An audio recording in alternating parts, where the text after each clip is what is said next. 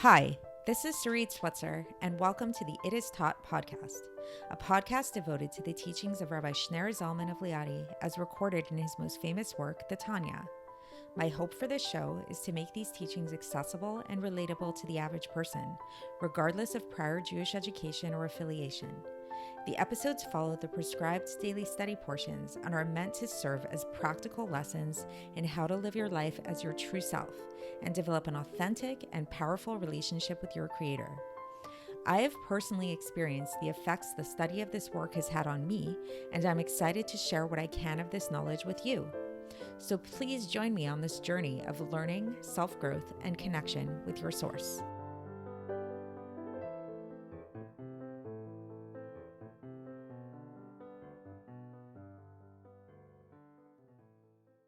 Hi, and welcome to the It Is Taught podcast. This is episode 420 for the 23rd of Teves in a regular year.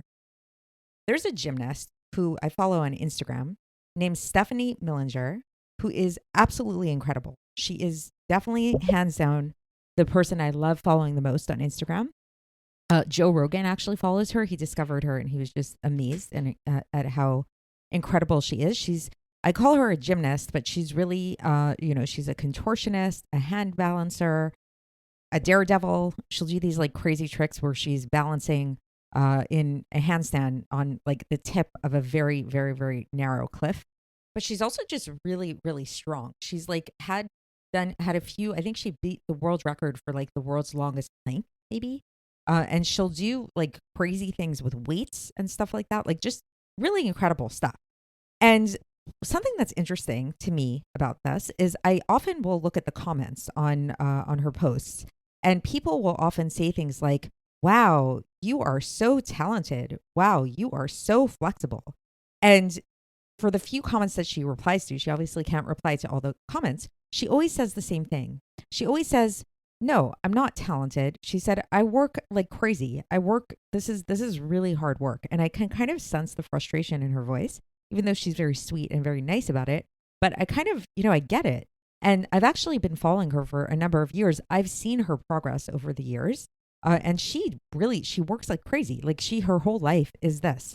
She's self-taught and she just trains for hours and hours and hours on end. And she pushes herself to the utmost extreme. I know somebody else like this. There was a girl who used to be in a yoga class with me, and she was, by far the most advanced person in that yoga class.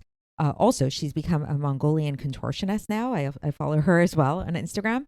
And but she did not start out like that. I saw her right in the beginning when she was just on the same level as everybody else. And she didn't really have much of a bigger background than anybody else, but she just really worked at it. She pushed herself. Like if you would see her face in class, she was pushing herself. She was straining herself. So what does all this have to do with the Tanya? So I will get there. But before we get there, I want to contrast this with another story of another girl who once showed up at my contortion teacher's class. So yes, I take contortion classes as well. I'm nowhere near the level of Stephanie Millinger, but it's something, to aspire to. It's something to be inspired by. So I wasn't actually in class when this happened, but my teacher told me about this. And my teacher said that this girl showed up.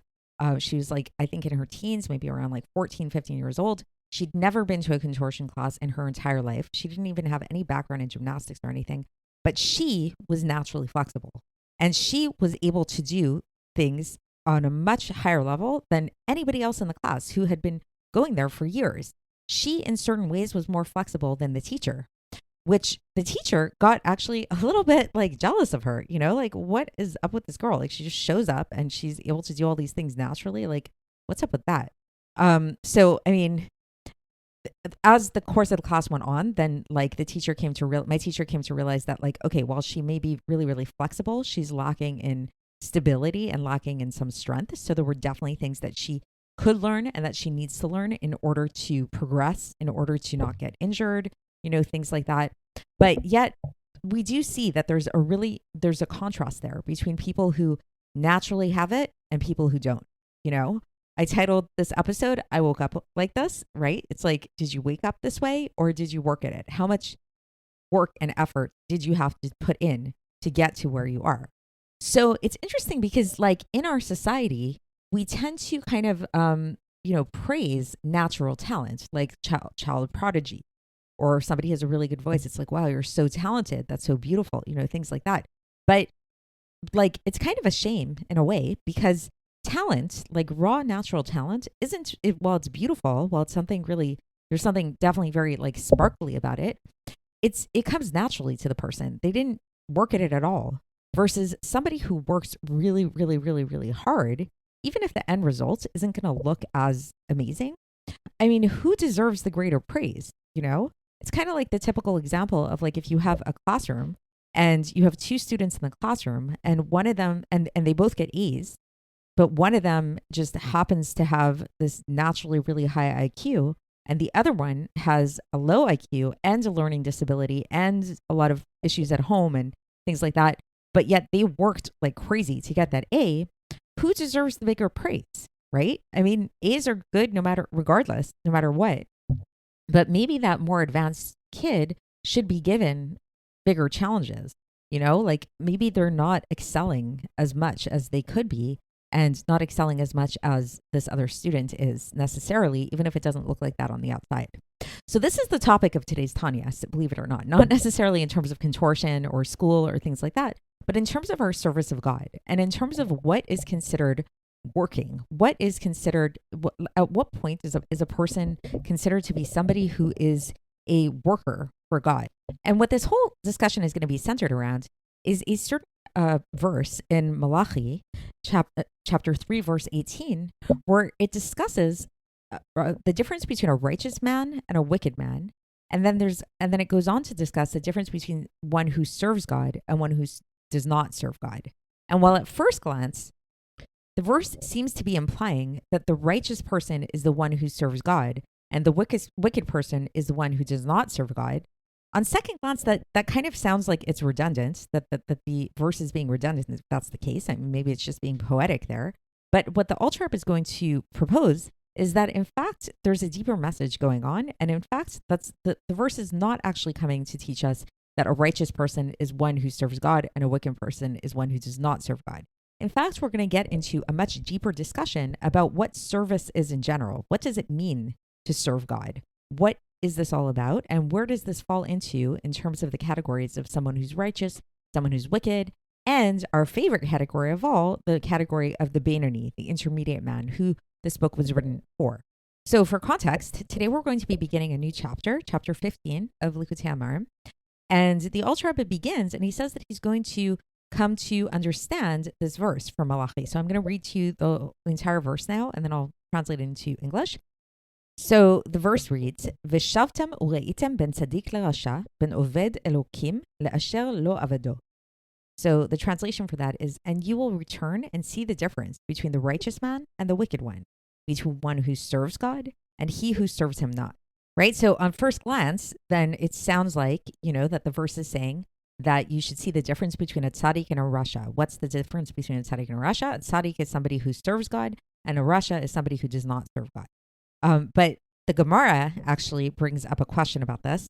This is in Masechet Chagiga, page 9b, that challenges this assumption and says that this doesn't really make sense because it's kind of obvious. Like when we say somebody who's wicked, okay, what does a wicked person mean in the context of Judaism, of Jewish thought? Somebody who doesn't serve God, right? And somebody who's righteous, okay, yeah, he serves God. Like what? Like why do we have to say this, right? So the Gemara explains that, in fact, this is not what the verse is coming to teach us. The verse is telling us that there are righteous people. There's a righteous man. There's a wicked person, a wicked man. And then this is a new category. This is people who serve God, one who serves God and one who does not serve God. And the Gemara says that these two categories are actually both under the category of somebody who's righteous. These are not wicked people. And what we're going to learn in today's Tanya is what the difference is then. If neither the one who serves God nor the one who does not serve God are not wicked, what does this mean? What does it mean to be somebody who serves God? So the Alter Rebbe takes like a different kind of look at this. And he says that we can actually say that there's a difference between one who serves God, an Oved Elokim in Hebrew, and a tzaddik. So what's the difference? So Oved Elokim, one who serves God. So this is a present tense kind of phrase, like you're serving God, you're actively serving God. So this is connoting somebody who is actively engaged in service, actively working, doing that, right? Which means that this is somebody who is actively engaged in the war with the Yetzer Hara, with the evil inclination, to be able to remember, as we discussed in the Tanya previously, this idea of like that we're at constant war within ourselves. There's this internal battle going on between our two impulses, our good impulse and our negative impulse. And so the war is like that the war for God is like we're trying to eradicate our negative impulse from the quote unquote small city, which is the body, so that it won't actually get vested within the organs of the body. So this is a very intense war, and this is a very intense fight, right? And this is the fight, as we described, of the Beinoni, right? It's not the fight of the Tzaddik. So the Tzaddik doesn't have this fight because the Tzaddik actually won the war already. There's no more war going on in that way. So in that case, if we say, so now we can come to understand, according to the Alter Rebbe, that when we say the Oved Elokim, one who is serving God, like actively serving God, this is somebody who is actively involved in the war. This is the Beinoni. So then what's the tzaddik in that case? So how would we call the tzaddik? So the tzaddik says that the tzaddik we call an Eved Hashem. This is a servant of God. So it's more of a descriptive term, you know? So just like we would say somebody who's like a wise person or a king, that it's like they already became wise or they already became a king. So it's like, you know, there's a difference between somebody who's like involved in wisdom and somebody who embodies wisdom. That's sort of the difference, is that the Beinoni is somebody who's involved in the service of God, and the Tzaddik is somebody who embodies being a servant of God. So it's a different thing, because as mentioned, the Tzaddik has finished the work. They've done the war. They've won the war to the point that the Yetzer Hara, the evil inclination, is totally gone within them. And it's described as being that there's libo chalal b'kirbo, that his heart is void within him, as we described, meaning to say that he no longer has these passions, these impulses for things that are against God's will. So that's one way of understanding the difference between the tzaddik and the Beinoni in terms of this idea of being a servant of God. So we said, again, to reiterate, that the Beinoni is considered to be an Oved Elokim, meaning somebody who is serving God, versus a tzaddik is an Eved Hashem, a servant of God. So it's a subtle difference, but it is a difference. Now the Alter Rebbe goes on to describe and to get a little bit more nuanced. And he says that even within the category of the Beinoni, actually not all Beinonim can actually be considered to be ones who serve God, and Oved Elokim. He actually says that there's another category of a Beinoni, which is one who does not serve God. Asher lo avado. So again, now we can go back to that verse and we can see that when we talk about one who serves God and one who does not serve God, according to the Alter Rebbe, these are two categories of Beinonim. This is not a description of a tzaddik and a rasha, or even a description between a tzaddik and a Beinoni. It's a description, or a Beinoni and a rasha. It's a description between two categories of Beinonim. So what does this mean? How could you be somebody who doesn't serve God, but yet you're not a wicked person? Like that seems to imply someone who's wicked, right? You don't serve God. So what are you? You're a wicked person. So how could this be? So the Alter Rebbe gives a description. He says, let's say there's a person who never, ever in their whole life, they never committed any sin, even a very small sin. And they also did all the mitzvahs that they could have done. And they even learned Torah. So they never stopped speaking Torah. So they're not, they're living their life according to how you're supposed to live your life. They're doing all the right thing. The only thing is, what's going on? Why can we not call such a person one who serves God? Because they're not engaged in active warfare with the Yetzer Hara, with their impulses, in order to win it over, and to have the godly soul rule over the heart, as we described above. Why? Because the Yetzer Hara in these kind of people is not that strong. It's not rising up against them.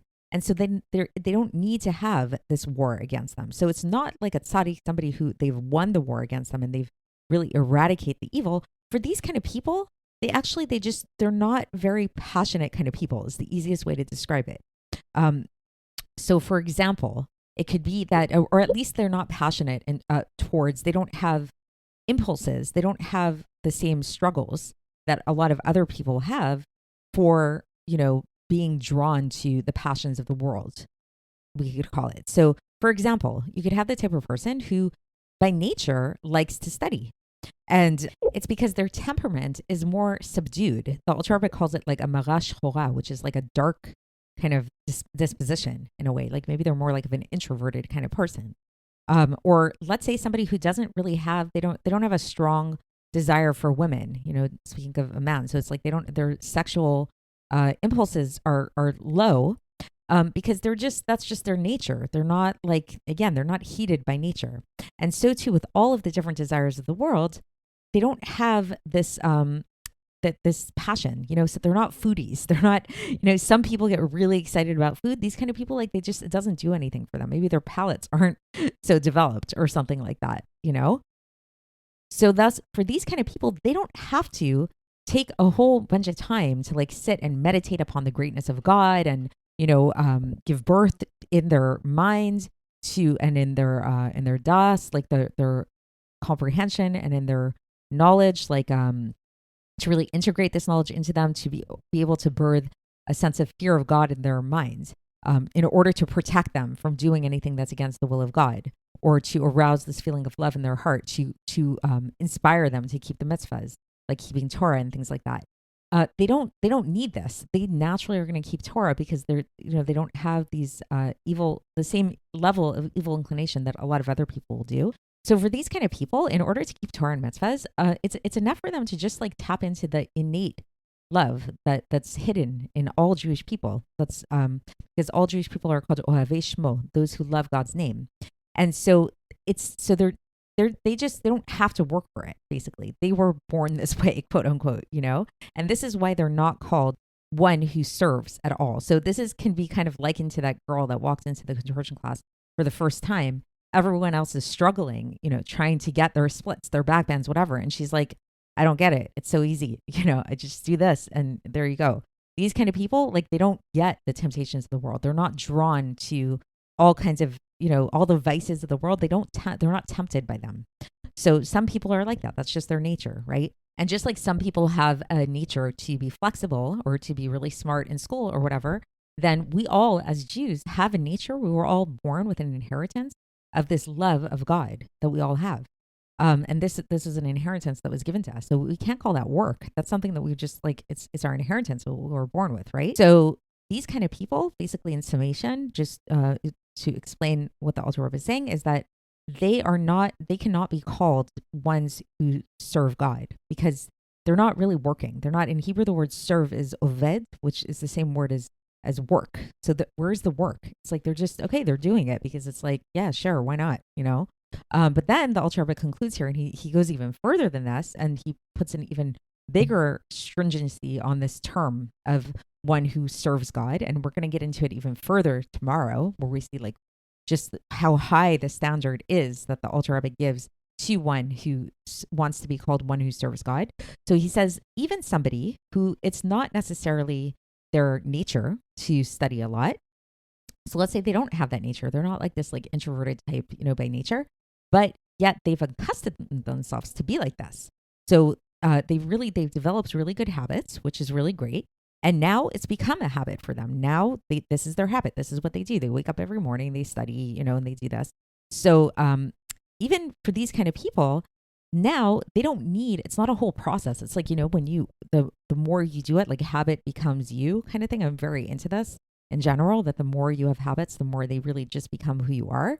But so for these kind of people, they don't have to go through this whole, it's back to the flexibility class example. It's once I've been doing this for a while. So the more I do my contortion class, yes, it's a slow process, but when you practice it day after day, after day, after day, certain things become habitual and certain things do become kind of second nature to you and don't require that same level of work. So too in this case, in the case of one who has really accustomed themselves to learning Torah on a regular basis, then they don't need to arouse this next level of love of God through deep meditation and contemplation, all that stuff. They can also just tap into the hidden love of God, and that's enough for them. And so these kind of people also would not be considered to be those who serve God unless they start learning more than what is habitual to them. So that's an intense message. And we're going to continue with this message tomorrow when we'll see that the Alter Rebbe really describes how work only is only there when there's challenge, and this is a really deep lesson that can be applied to so many, but, specifically we're going to focus on it in terms of serving God, that if you really want to grow, if you really want to progress, then while it's great to have habits, you need to constantly be moving forward. You can't stay stagnant. You can't stay in the same place. While, it's great to have good habits and not have negative habits, and that's definitely a good level to start at, but you need to constantly be improving. You need to constantly be pushing yourself. If you want to call it work, if you want to call it service. And in this case, we're talking about service of God. So that's it for today. And we'll continue along these lines tomorrow, and I'll speak to you then. Thanks for listening to the It Is Taught podcast, hosted by Sarit Switzer. This podcast is dedicated in loving memory of my maternal grandfather, Avraham Yitzchak ben Binyamin HaKohen of blessed memory. Music by Shoshana. If you enjoyed this episode and would like to support the show, please share it with others and subscribe on YouTube, Apple iTunes, Spotify, or wherever you listen to podcasts. And make sure to leave us a 5-star review. To find out more about the It Is Taught project, including more information on my soon-to-be published book, please visit our website, itistaught.com. To catch the latest from me, follow me on Facebook, Instagram, and Twitter. Looking forward to speaking with you tomorrow, and until then, have a great day.